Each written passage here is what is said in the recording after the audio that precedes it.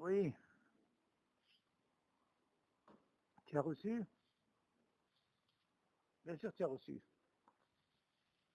Regarde, il y a le premier, déjà tu le tires. Le deuxième mail, c'est la suite. Tu ne prends pas maintenant. Prends déjà le premier pour ce soir. Le premier, c'est à la route Bichou. Il y a un seul, Melechet Ofi.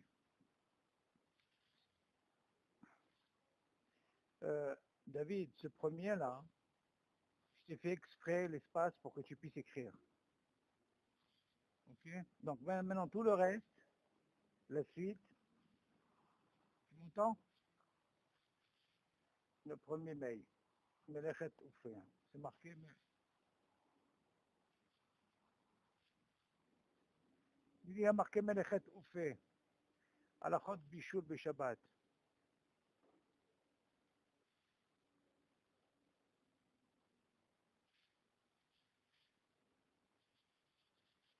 C'est ça, le premier. Maintenant, le reste, tu le fais après. Le reste, c'est par numéro, David. 2, 3, 4, 5, tu entends? J'ai numéroté pour comme ça suit. Ça sera le premier. Pour le moment, tu ne tires pas le reste. Prends un que celui-là déjà.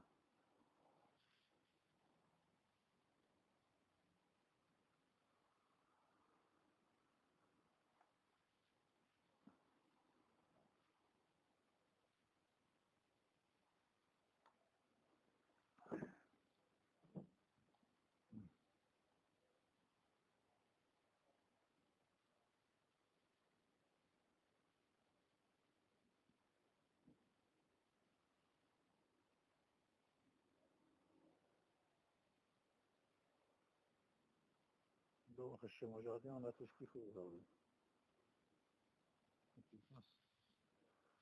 Ouais, non, mais non, j'ai pas été. Ça va pas, là-bas, c'est une folie, là-bas. J'ai pas dit que tu vas sortir. Non, aujourd'hui, j'ai fait tout le tikkun à la maison, bon, et après, on a été avec les enfants. Au Grand Saker, on a fait un petit peu de barbecue, quoi. Bon, si.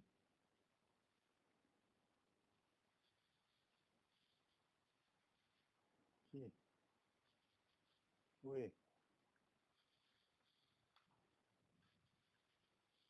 oui,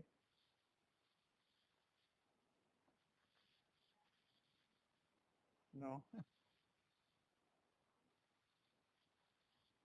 Ben oui, c'est pas à côté en voiture, attention.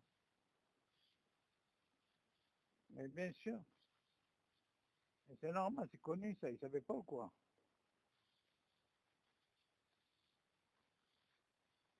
Waouh, waouh, waouh. Non, non, c'est une folie d'aller là. C'est une folie. Moi j'ai été deux, trois fois là-bas, mais c'est une folie, hein. Bon, et quand tu étudies, moi j'ai un livre spécial à lui. Il y a son tikkun et Habibi Zéonik. Bon, il tient bien sûr une bougie. Et qui vient spécialement du monde entier, hein. Il y en a beaucoup qui sont venus d'Amérique. Ouais, ils viennent pour... hmm. Ouais, justement, ils ont fait ça même pour les écoles. Demain, ils font ça demain, ici, à cause de Shabbat. Tu comprends? Pour les religieux, pour ne pas transgresser le Shabbat, parce que comme c'est tombé samedi soir, donc ils ont dit dimanche. De lundi, il y a pas école. Comme ça, ils transgressent pas le Shabbat. Parlons de ceux qui ne sont pas religieux, tu vois. Mais ils leur ont donné ça parce que si leur dit samedi soir, qu'est-ce qu'ils vont faire? Ils vont préparer ça samedi, les non-religieux, tu comprends? Oh, il y a des hôtels, il paraît qu'il y a des hôtels à côté, il y a qui vont là-bas une semaine avant. Eh oui, il y a des tentes là-bas, ils font de tout, il y a même du business là-bas. On dirait que tu te prendrais dans les braderies, tu sais. Ben oui, qu'est-ce que tu crois? Les smarim et tout. On l'a pu imprimer?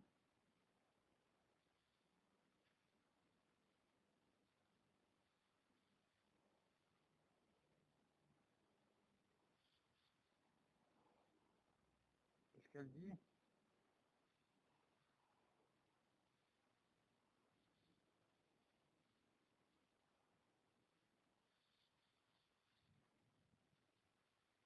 métier. Ah,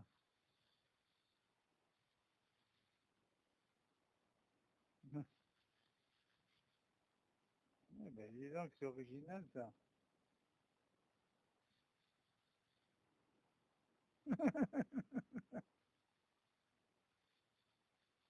Bon, ben, c'est pas mal.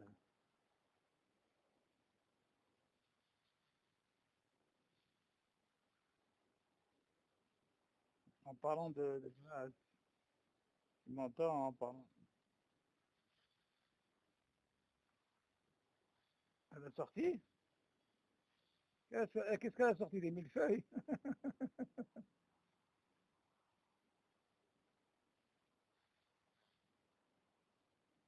Quoi, elle n'est pas arrivée?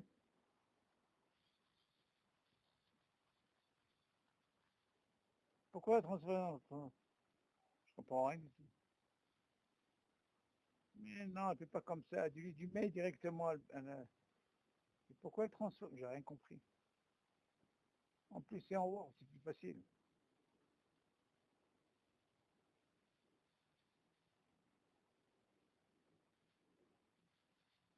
Combien de feuilles? Trois ou quatre? Je crois que tu dois avoir quatre feuilles. Ah bah oui, parce que ça parle de au fait, de toute façon. C'est vraiment le bichol. Attends, tu vas te régaler. C'est un sujet très complexe. Tu es bien concentré ce soir, j'espère. Parce que vraiment, ça rentre dans ton domaine. Bon, bon, bon, bon, je sais pas comment on va te rentrer dans le four, là. Attends, attends, c'est un sujet très, très, très, très important. Ce cours-là, c'est le bassiste, c'est tout. Il faut bien te concentrer, il faut bien noter.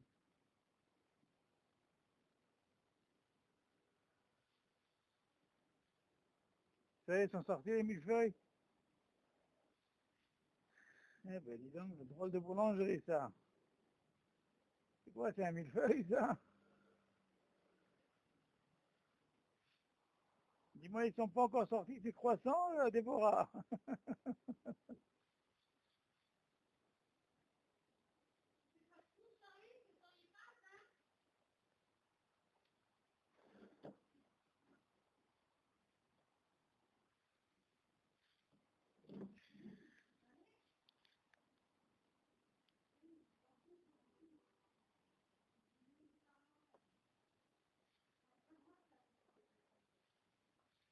C'est bon? Vas-y.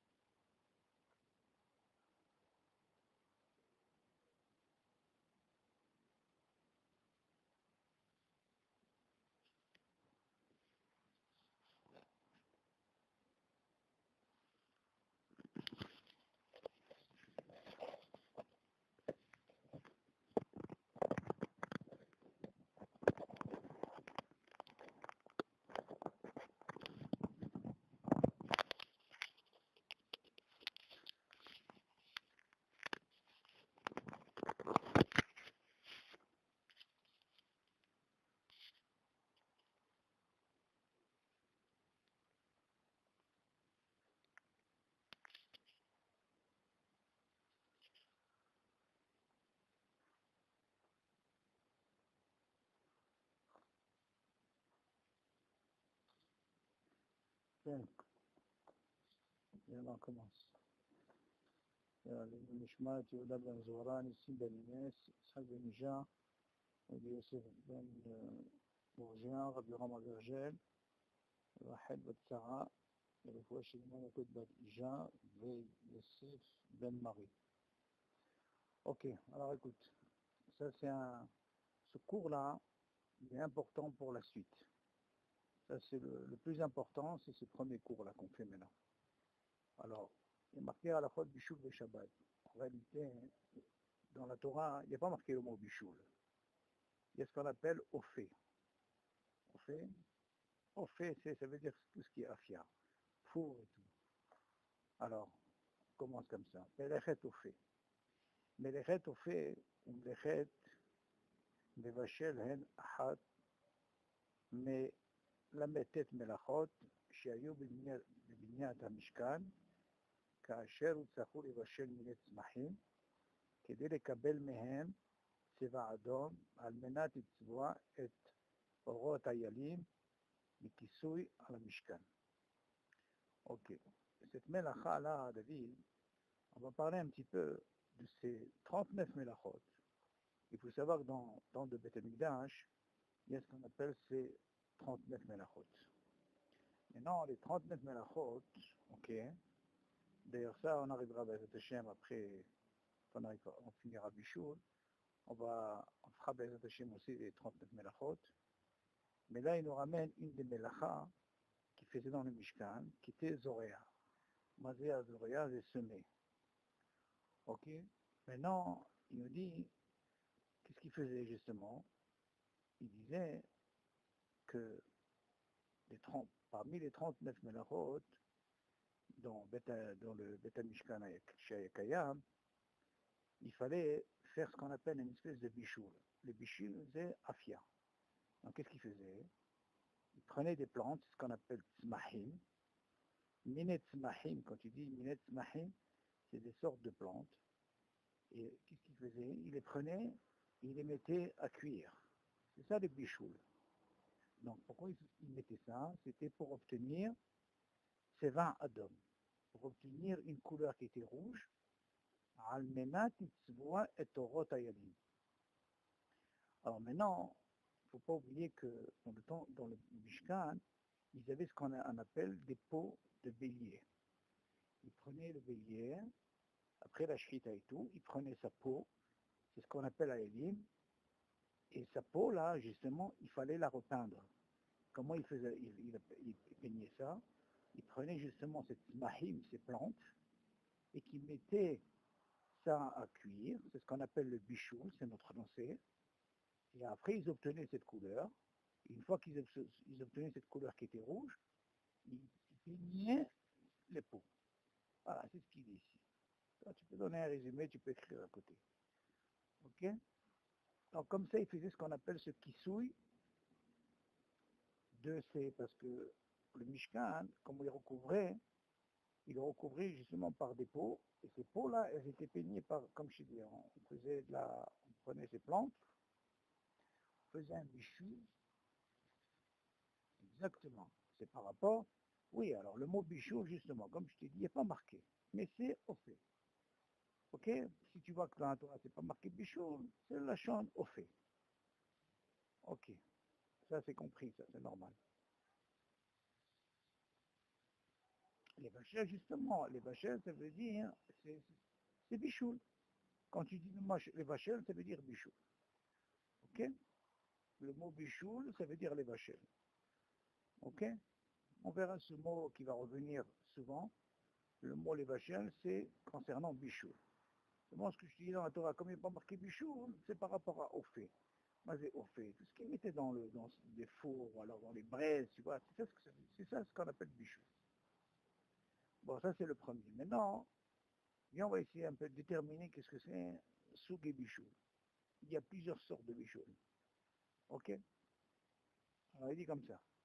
Amevachel tafshil, ou aofe pat, ou ametagen bishemen, ou hatsole al gave gihalim, kulam bichlam melechet mevachel, vihayav minatora. Alors maintenant il nous explique, David, qu'est-ce que c'est que ce sougé de bichoul? Si la Torah ne mentionne pas le mot bichoul, seulement nous on doit comprendre qu'est-ce que la Torah vient nous apprendre. Qu'est-ce que ça veut dire d'Afka, les vachel? Moi, c'est cuire. Est-ce qu'il y a un sourd quand tu, par exemple, tu mets à cuire quelque chose, ou que tu mets quelque chose dans le four? Il va nous déterminer. Alors voilà qu'est-ce qu'il dit. Il dit, mais il sourd, il est comme ça. Mais vachel tafshil. Si tu prends par exemple une marmite, par exemple, tu mets par exemple un cire, tu mets à manger, et tu le mets en train de les bâcher, c'est-à-dire à cuire, ça c'est déjà une cire. Ça veut dire amevashil tafshil. Ça c'est un. Ou fait pâte. Ou alors tu prends par exemple la pâte, tu la mets dans ton four. Ça aussi un souk de bijoux. Ok? Ou metagen béchemen. Quelqu'un qui fait frire. Prend une poêle, il met de l'huile, ça s'appelle la chambre metagen. Aussi c'est un issour. Ou atsoli al gabege halim. Quelqu'un qui fait mechoui par exemple. C'est ce qu'on appelle saline. C'est de la viande, comment on appelle ça? Grillée, exactement. Kulam bichlal melechet mevashel. Tout ça, c'est considéré comme un bichoul. Ok? C'est melechet mevashel. Comme tout cela, hayav minatora. Ok? Donc, tout ce issour, que ce soit métagé, ou que ce soit offé, ou que ce soit bichoul, ou que ce soit grillé, comme on a dit, tout ça, voilà, ça s'appelle melechet mevashel. Et bien sûr, il est hayav minatora. C'est clair? Ok, on continue. Ma'achalim, anechalim, hayim. Qu'est-ce que ça veut dire? Voici une référence, il te ramène dans des références, ok? Bon, ma'achalim, anechalim, hayim. Il dit par exemple, il y a deux sortes de manger, ce qui se mange par exemple cru. Maintenant, tu aurais pu penser à quelque chose qui se mange cru. Est-ce que si je vais le mettre à le cuire, est-ce que je fais un issou? On va arriver à ça. Alors, amachalim, anechalim, hayim. Parce qu'il y a des choses qu'on ne peut pas manger hayim. Par exemple, une pomme de terre, on n'en mange pas. Mais par exemple, il te dit, Gama mebashel machal nechal hay. Il te dit, même si par exemple, je fais cuire ou bouillir ce que je veux, quelque chose de bichoul, un manger qu'on peut manger cru, des gezer, des carottes, ou agvaniot, des tomates, ou bien al-melechet mebashel. Bien sûr, aussi, il fait un saut, minatora, de ce qui est bichoul. Vous comprenez? Parce que quand tu le manges cru, alors dans ce cas-là, vu que je le mange cru, alors je peux aussi le cuire, ok? Ou je peux le griller, ce que je veux. Ça aussi, si tu fais cette melacha, tu fais un issur minatora. Ok? Alors, on continue. Gmar bichoul. Gmar bichoul, ça veut dire, en quelque sorte, tu vas terminer un bichoul. C'est comme si tu disais, par exemple, un bichoul qui a commencé, mais il n'a pas fini, tu vas le finir. Donc, bien sûr, on verra cette melacha dans le bas, c'est assour. Pour comprendre ça, il y en a une Gemara qui parle d'abord de bichoul. Tiens, Ben Dorsa, tu sais qui c'est? Tu connais l'histoire de Ben Dorsa. Ben Dorsa, c'était un des listimes, un des grands gangsters. Pourquoi on l'appelait ce jour Ben Dorsa? Parce que lui, il n'arrêtait pas de cambrioler les gens et il n'avait pas le temps. Donc le temps qu'il allait pour manger, le manger n'était pas. Il y a une discussion dans la halakha. Est-ce qu'il y a qui disent, Rachid dit, c'est Hatsi Bichoul, il y a qui disent un peu moins. Donc il pouvait manger par rapport à cette mesure, même si c'était déjà moitié cuit, c'est ce qu'on appelle le chiour de Mendoza. Ce chiour-là, on l'a appelé par rapport à cette personne, comme je t'ai dit. Mais non seulement une mahlouquette dans la Gemara, est-ce que c'est considéré comme shlish ou hetzi? C'est ça la discussion. Ok, pour le moment, même si on va sur shlish, hetzi, ok, ça veut dire la moitié de la cuisson. Alors, il te dit comme ça. Gmar bishul, ma'achal, shit bashel me'at, un ma'achal qui a été mebashel, c'est-à-dire qu'il a fait un peu cuit, achlo kol sorko. Ça veut dire qu'il n'est pas encore assez cuit kol sorko. Ça veut dire, entre parenthèses, le gamré. Ça veut dire qu'il n'est pas encore assez cuit comme il faut. Il te dit, assour du gmar bishul. Tu n'as pas le droit, Shabbat, qui continue sa cuisson. Seulement, ce qu'il faut savoir dans la halakha, David, Il y a une Mishnah qui nous dit, si par exemple je mets une dafina crue ou crue de Rev Shabbat, ou alors Kol Sorko. Mais moitié, j'ai pas le droit. Je m'explique. Dans la Mishnah, il nous explique, avant c'était avec un système avec les braises et tout, c'est pas comme aujourd'hui les canaux. Donc eux, ils mettaient ça cru depuis le vendredi soir. Seulement, le soir, ils ne se levaient pas pour aller vérifier, tu sais, ils ouvraient voir si la viande à la cuit, parce que c'est sourd. Parce que tout ça, c'est quoi? Quand c'est quelque chose qui est cru, tu le fais pourquoi? Parce que toi, tu as l'intention de prendre ça que le lendemain, dans l'après-midi. Donc, en quelque sorte, c'est calculé de façon à ce que ça peut être cuit que le lendemain après-midi. Mais se lever pour aller vérifier, c'est sûr que tu n'as pas le droit. Pourquoi? Parce que le fait d'ouvrir, tu vas augmenter. Tu vois? Parce que c'est encore cru. Ça, c'est une chose. Donc, de là, on apprend que la Mishnah, si quelqu'un y met, par exemple, même si quelqu'un aujourd'hui a un four, et il met une dafina crue, parce que je ne vois pas dans la plaque si ça va donner, ça ne donnera jamais. S'il la met dans un four, depuis le Shabbat, et qu'il ne touche pas, bien sûr, depuis le vendredi soir, il sait que le lendemain, vers 2 heures, c'est fini, il n'y a pas d'issue. Ok? Parce que le travail, il le fait avant, il n'y a pas d'issue. Seulement, mettre quelque chose dans une plaque qui est à moitié, ça, tu n'as pas le droit. Ok? Nous, bien sûr, quand on met à manger, on le met déjà qui est kol sorko, qui est cuit. Donc, qu'est-ce qu'on fait en quelque sorte? On fait pour réchauffer. On est d'accord? C'est ce qu'on fait, nous. Seulement, ce que tu dois savoir, que si jamais quelqu'un met quelque chose de cru, il n'y a pas d'issue. Cru, ça veut dire pour lui, il a l'intention de prendre que ça que pour le lendemain. Ok? Ça, c'est la Mishnah qui dit ça. Il n'a pas le droit, c'est sûr, parce que le fait de toucher, quand on arrivera sur Atmana et tout, on verra tous ces problèmes. Dans l'Atmana, quand quelqu'un recourt, il faut faire très attention. Mais il vaut mieux aller doucement dans cette ville-là. Déjà, on va essayer de comprendre un peu. Ça, je t'ai rappelé, c'est une parenthèse que la Mishnah, elle parle de ça aussi. Si jamais quelqu'un a mis de cru, c'est pas un sourd. Pourquoi? Parce qu'il a l'intention de prendre ça que le lendemain. Ok?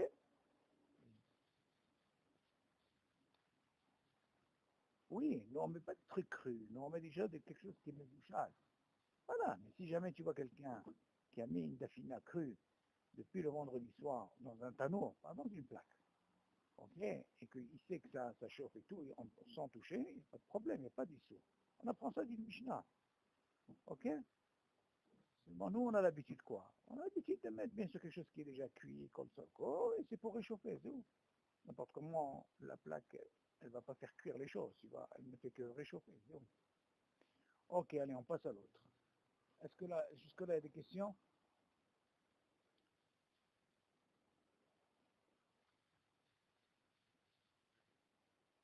Alors, ça veut dire que si jamais, c'est une bonne question, en réalité, ce qu'on a dit tout à l'heure, si on va sur l'idée de dire que Ben Dorsa qui dit c'est Hatchi Bichoul, c'est Hatchi Bichoul, il y a une très grande mahloquette. Il ne faut pas rentrer dans ce problème.